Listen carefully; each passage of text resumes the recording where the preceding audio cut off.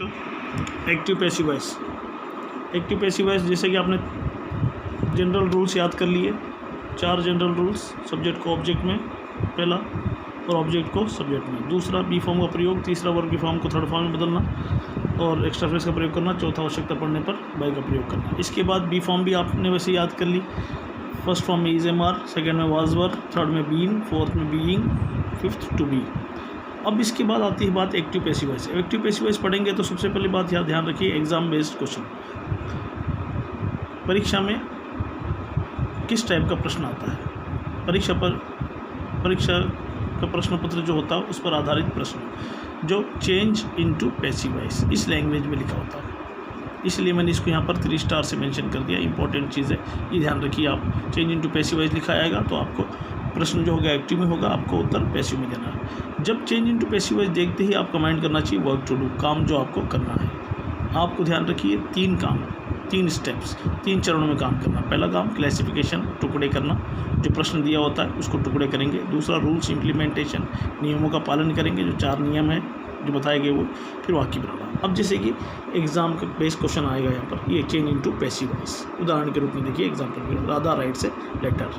अभी ये सेंटेंस आ गया तो एक्टिव वॉइस में है, पैसिव वॉइस में देखना। तो सबसे पहला काम जो आपको मालूम होना चाहिए, क्लासिफिकेशन करेंगे। क्लासिफिकेशन में आप देखेंगे राधा क्या है, यहाँ पर ये सब्जेक्ट है, राइट्स वर्ब की फर्स्ट फॉर्म है और ए लेटर ऑब्जेक्ट है। ये क्लासिफिकेशन हो गया। क्लासिफिकेशन करने के बाद आपको दूसरा कह रहा है रूल्स इम्प्लीमेंटेशन, नियमों का पालन करना। तो मैंने यहाँ पे साइड में उतार रखा है। यहाँ पे देखिए, सब पहला सब्जेक्ट को ऑब्जेक्ट, दूसरा ऑब्जेक्ट सब्जेक्ट, बी फॉर्म का प्रयोग करना, वर्ब की फॉर्म को थर्ड फॉर्म बदलना, एक्स्ट्रा फ्रेज का प्रयोग करना, बाई का प्रयोग करना। अब नियम अनुसार सब्जेक्ट ऑब्जेक्ट में बदलेंगे। पहला नियम, सब राधा बदल जाएगी ऑब्जेक्ट में लेटर में और लेटर आ जाएगा राधा में, तो ये हो जाएगा ए लेटर। फिर दूसरा नियम, बी फॉर्म का प्रयोग करो। बी फॉर्म का प्रयोग करने के लिए आपको देखना है क्वेश्चन के अंदर वर्ब की कौन सी फॉर्म आई, फर्स्ट फॉर्म, तो बी की भी फर्स्ट फॉर्म का प्रयोग कर लीजिए, इज एम आर, तो यहाँ पे क्या आ जाएगा लेटर के लिए इज। फिर तीसरा नियम, वर्ब की फॉर्म को थर्ड फॉर्म बदलेंगे, राइट को थर्ड फॉर्म बदलेंगे तो क्या हो जाएगा रिटर्न। फिर एक्स्ट्रा फ्रेज यहाँ पे दे रखा है, एक्स्ट्रा फ्रेज क्वेश्चन में है ही नहीं, तो सीधे चौथा नियम आ जाएगा बाई, बाई के बाद क्या हो जाएगा ये राधा। तो इस प्रकार से ये सेंटेंस बन जाएगा। अब दूसरा sentence, Radha writes a letter to me, same sentence है लेकिन थोड़ा सा टू मी एक्सटेंड हो गया। लेकिन पहला काम वही क्लासिफिकेशन करेंगे।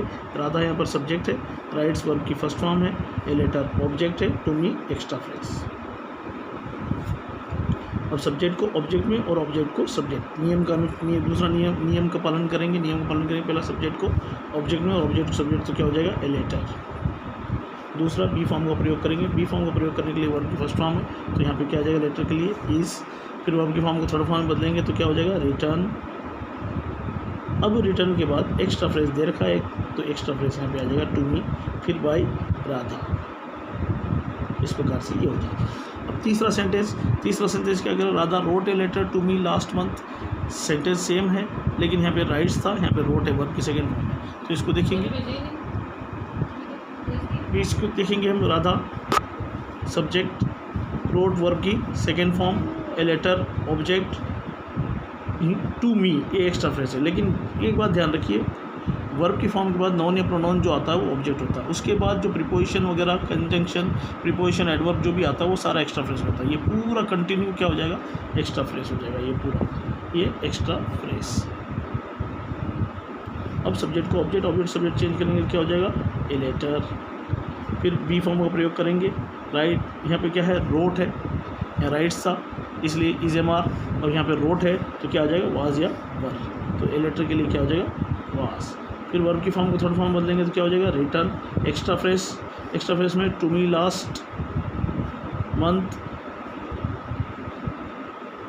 बाय राधा।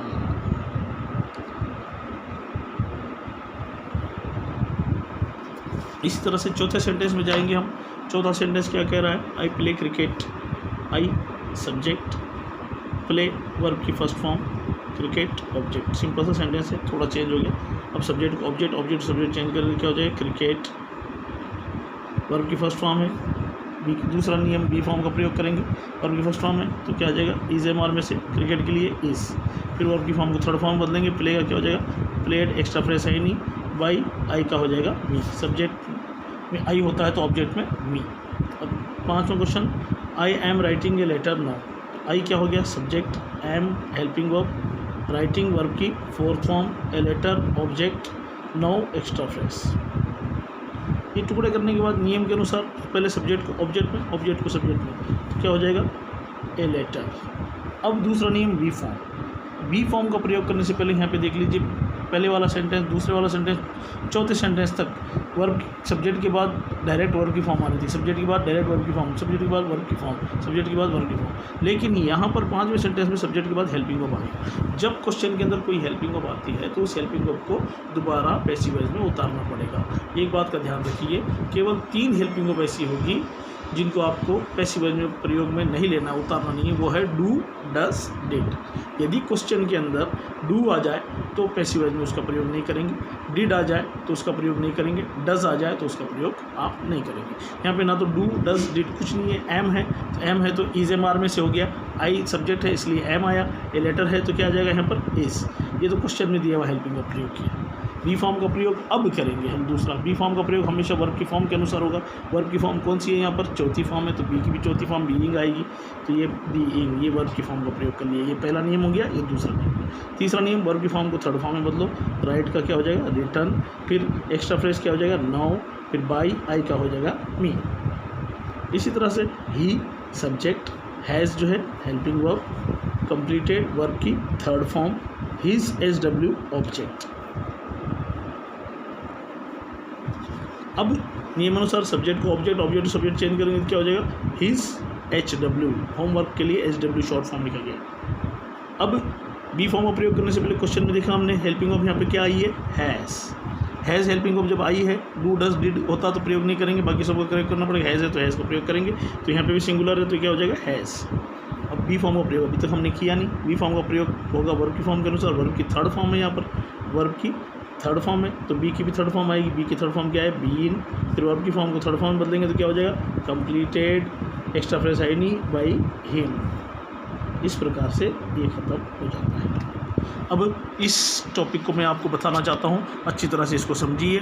दोबारा इस वीडियो को शुरू से देखिए, फिर समझिए, फिर तीसरी बार क्या करो, इस 6 के 6 क्वेश्चन को एक बार कॉपी में अलग एक तरफ उतार लीजिए, फिर उनको बिना देखे इसके उत्तर आप खुद स्वयं बनाइए पैसिव वॉइस, फिर इस उत्तर से टैली करके देखिए।